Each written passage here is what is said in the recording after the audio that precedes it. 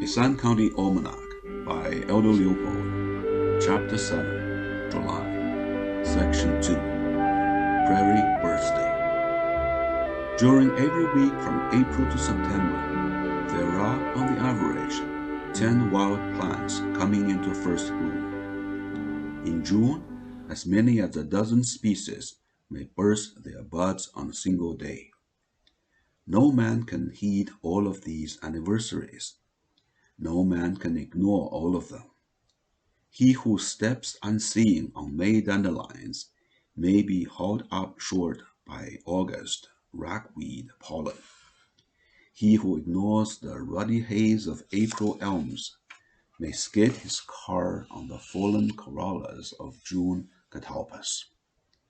Tell me of what plant birthday a man takes notice, and I shall tell you a good deal about his vocation, his hobbies, his hay fever, and the general level of his ecological education. Every July, I watch eagerly a certain country graveyard that I pass in driving to and from my farm.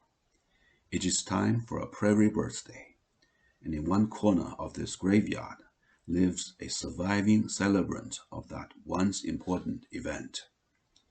It is an ordinary graveyard, bordered by the Ural spruces and studded with the Ural pink granite or white marble headstones, each with the Ural Sunday bouquet of red or pink geraniums. It is ordinary only in being triangular instead of square, and in harboring within the sharp angle of its fence a pinpoint remnant of the native prairie on which the graveyard was established in the 1840s. Heretofore unreachable by scythe or mower, this yard-square relic of original Wisconsin gives birth each July to a man-high stalk of compass plant, or cutleaf silphium, spangled with saucer-sized yellow blooms resembling sunflowers.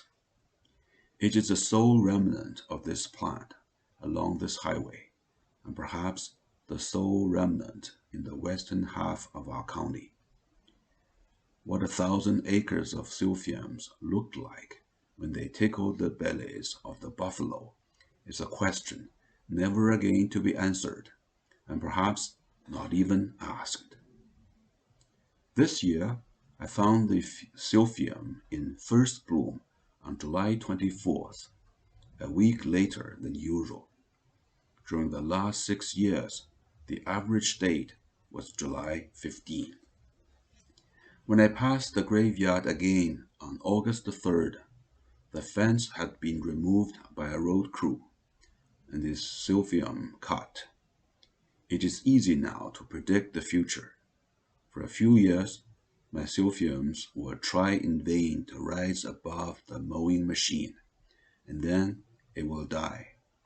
With it will die the prairie epoch.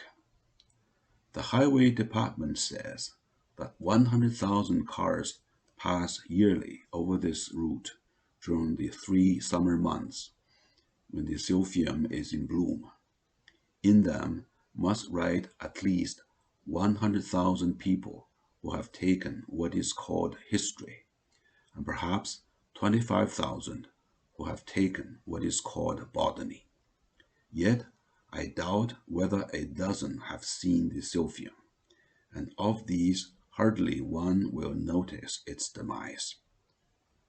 If I were to tell a preacher of the adjoining church that the road crew has been burning history books in this cemetery under the guise of mowing weeds, he would be amazed and uncomprehending.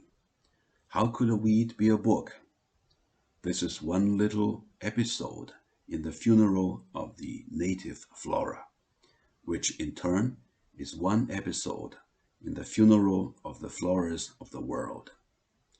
Mechanized man, oblivious of floras, is proud of his progress in cleaning up the landscape on which, willy-nilly, he must live out his days. It must be wise to prohibit at once all teaching of real botany and real history, lest some future citizen suffer qualms about the floristic price of his good life.